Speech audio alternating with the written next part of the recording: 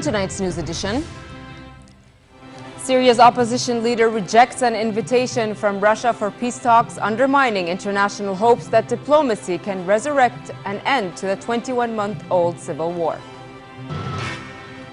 Iran starts naval drills in the Strait of Hormuz to show its military capabilities and send a message of peace and friendship to neighboring countries.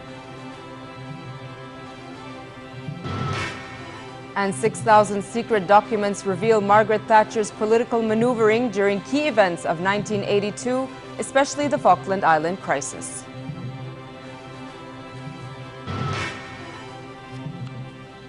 Good evening and welcome to the news at 10.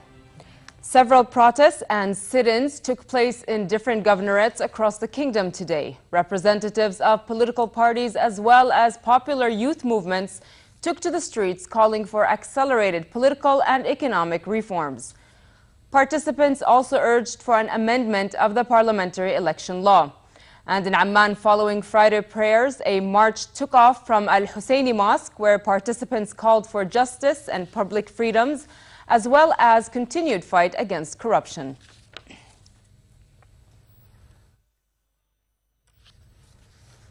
Moving to the crisis in Syria, and Russia, in a stepped-up effort to end the crisis in the country, is urging President Bashar al-Assad to open talks with the rebels.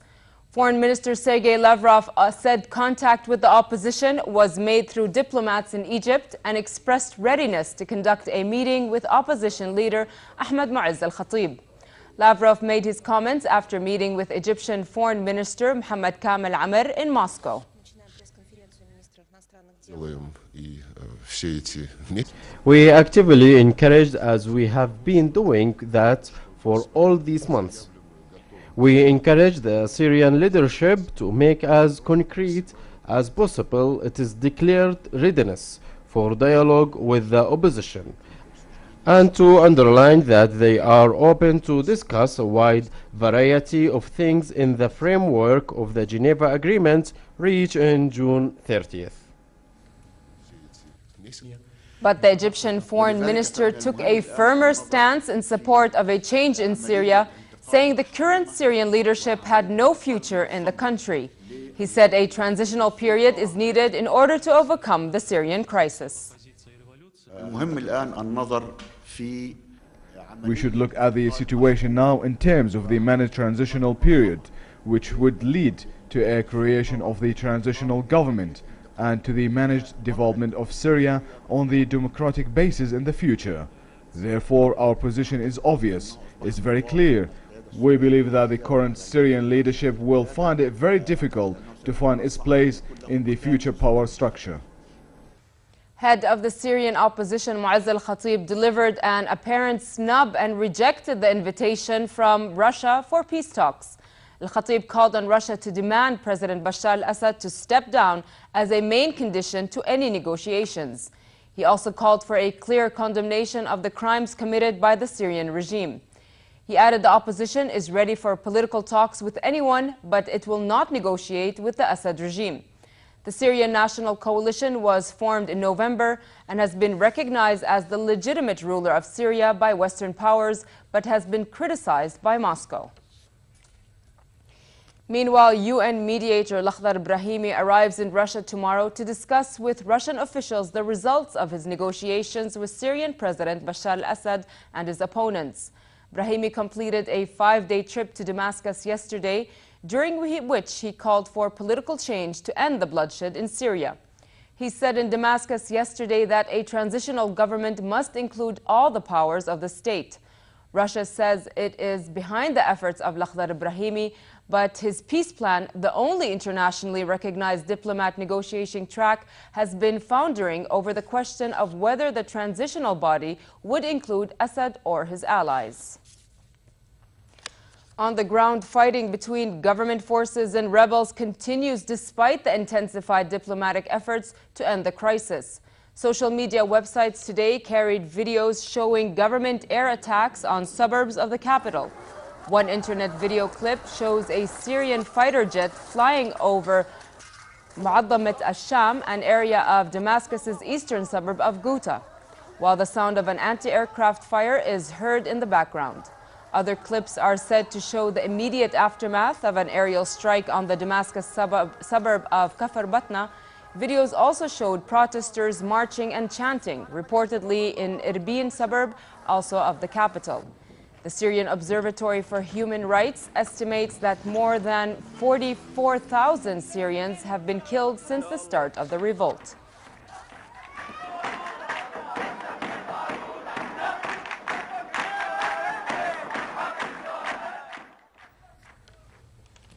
Iran started 6 days of naval drills in the Strait of Hormuz, waters used as a vital oil and gas shipping route. Irani Naval Commander Habibullah Sayari said the drills would continue until Wednesday across an area of about 1 million square kilometers in the Strait of Hormuz, the Gulf of Oman, and northern parts of the Indian Ocean. He said the goal of the maneuvers is to show the armed forces' military capabilities in defending Iran's borders, as well as sending a message of peace and friendship to neighboring countries. The naval commander was quoted as saying on Tuesday that the new drill would test the Navy's missile systems, combat ships, submarines, and patrol and reconnaissance methods.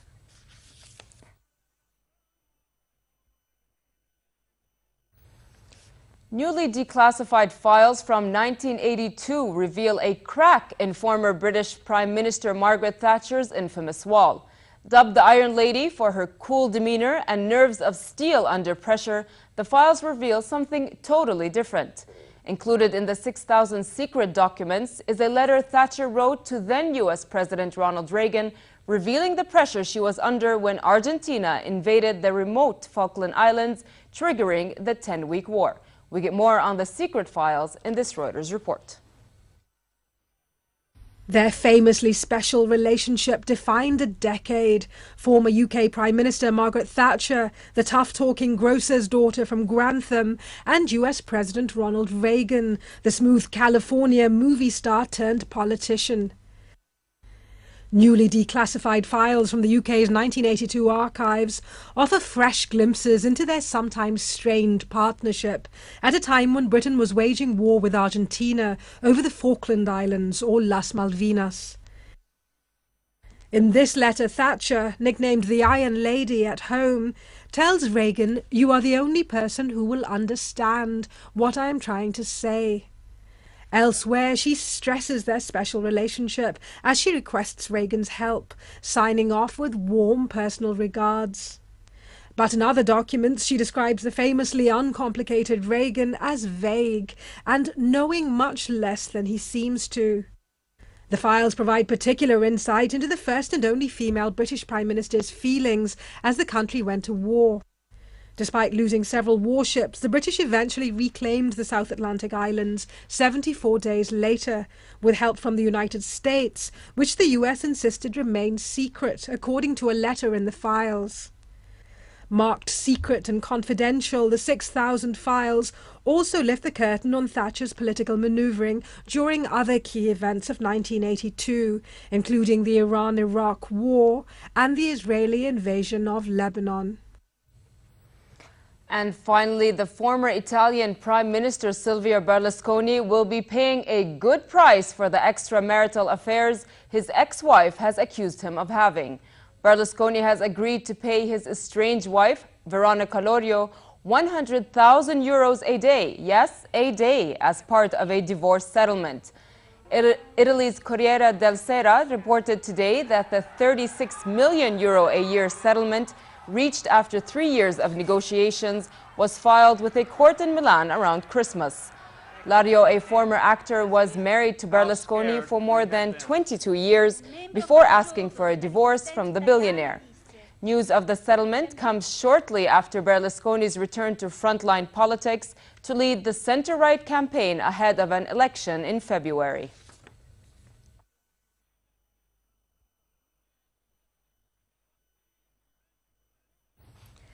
Looking back at 2012, everybody agrees it has been a vintage year for the technology industry, but not everybody agrees it was, well, inspired genius. According to this Reuters report, there were some flops, fails, and fiascos. Let's take a look. 2012 was a vintage year for the tech industry, with record-breaking sales for Samsung's S3, crowdfunded startups galore, and Obama's election eve Reddit pitch. But it wasn't all inspired genius. So here's our list of 2012's worst ideas in tech, starting with unlucky number 7. Microsoft's non-Windows Windows tablet. Well, tablets aren't a fad, it's official. Unfortunately, it did take Microsoft about 2.5 years to figure that one out. Their answer? Something that isn't the iPad, but costs just as much. At least it runs Windows, right? Well, no, it does kind of, but it doesn't run your old applications. Even its paid celebrity cheerleaders can't be bothered.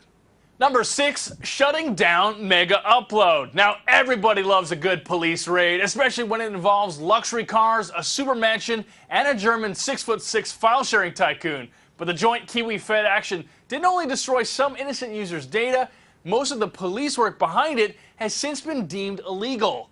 Worse still, once you actually hear it, it's scientifically impossible to get that Mega Upload theme song out of your head. Number 5, paying millions for a doodling app. Step 1, create app. Step 2, go viral. Step 3, sell out for $180 million US. That's a brilliant exit for the makers of Draw Something and a massive write-off for acquirer Zigna.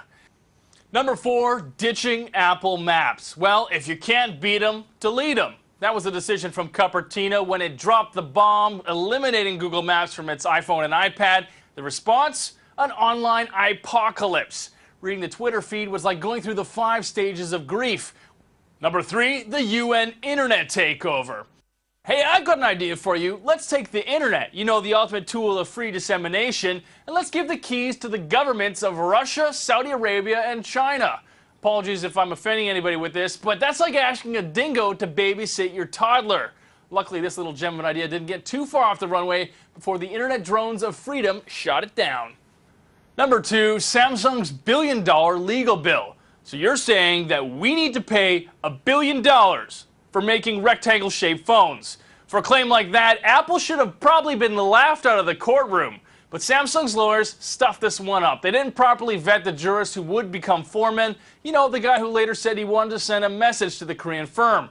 Samsung has since gone on to sell half a gazillion S3s, so I guess the financial impact won't be too bad, but this is a serious blunder. Number 1, buying Facebook. It was the biggest IPO in internet history with a peak market cap of $104 billion. Within 3 months, it was less than half of that, though. So billions of dollars of shareholder money wiped out, long-term damage to the brand. Zuckerberg may have made all right by it, but the scandalous handling of the IPO gets a complete thumbs down. And that's why for investors, buying Facebook was the worst idea in tech in 2012. This next spectacular but dangerous task that takes place in Australia's reptile park every year is now underway. The task, called raiding, is to capture reptile eggs and take them away to safety. But it involves at least 3 brave people willing to wrestle an alligator. While the 3 brave people restrain 1 female alligator, others raid the nest and steal the eggs, which are used for a breeding program. And what makes it more challenging is that a female gator packs a more powerful punch when she's defending a nest. Executive Manager of Operations at the Australian park gives a good reason for stealing the eggs. He says reptiles are cannibals and could eat other reptile eggs. In addition, he says the climate around the Sydney region is also too hot for the eggs to hatch naturally. Today, the team were able to collect 15 eggs and take them away to be incubated in a safe environment. Baby alligators are expected to hatch after 70 days of incubation. You're right. Keep going that way, that way, that way. And before we move to sports news, we bring you this unique soccer game held for a good cause. 2 teams of young elephants went head-to-head and tusk-to-tusk in a soccer match in Nepal as part of a festival to raise awareness for conservation in the area. The final was between sponsors Kist Bank and Gasuri Shankar Development Bank, ending in a 6-0 win for Gasuri Shankar. Despite the elephants being mounted by riders, one of the sponsors insisted that it was more of the animals playing than the human riders. The three-day games kicks off on Wednesday as part of the 9th International Elephant Festival. The event includes an elephant race, an elephant beauty contest, a bull cart race, a horse cart race, and other cultural shows.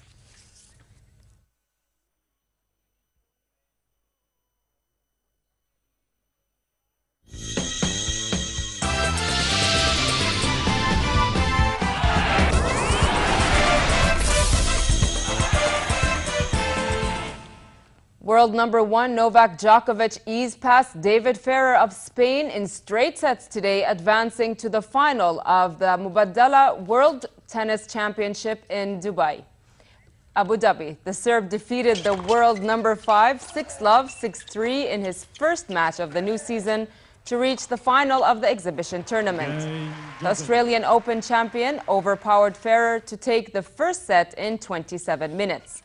The Spaniard secured an early break in the second set, but the defending champion broke back in the fourth game and in the sixth sent a forehand down the line, giving himself a 4-2 advantage. 6-love, 6-3.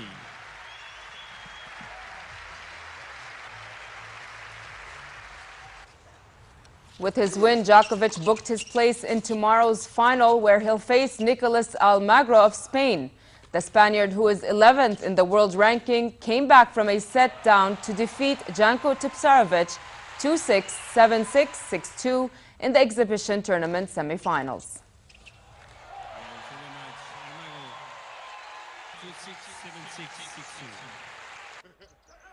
From the world of tennis to the NBA, the Los Angeles Clippers left the Boston Celtics battered and bruised after a 106-77 victory, extending their record-winning streak to 15 games and remaining on top of the NBA standings. The Clippers' ferocious defense and all-star players prove they are legitimate title contenders. All 11 Los Angeles players who stepped on the Staples Center court put a number in the scoring column, while the Celtics were held to just 40% shooting. The Celtics were no match for the Clippers, who will next face the Utah Jazz. And finally, a look at the weather. It will be cold tonight with low-altitude clouds and southeasterly light winds. A slight drop in temperature is expected tomorrow, creating relatively cold conditions with partly cloudy skies and southeasterly winds turning to northwesterly moderate. In the Gulf of Aqaba, it will be fair during the day and relatively cold at night, with northerly moderate to brisk winds and calm seas. The weatherman warns of frost formation during the late hours of the night and early morning hours. Next are the lows and highs for tonight and tomorrow.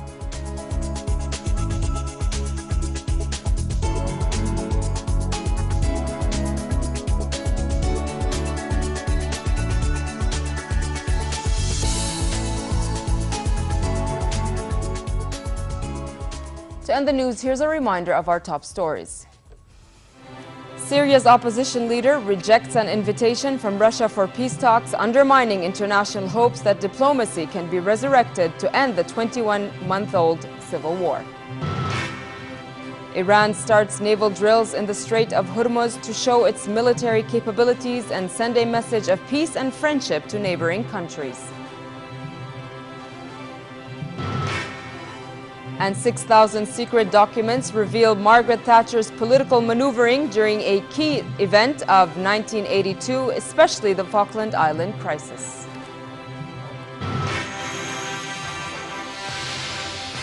With that, we come to the end of tonight's news. I'm Nancy Khair. Thank you for watching and have a good night.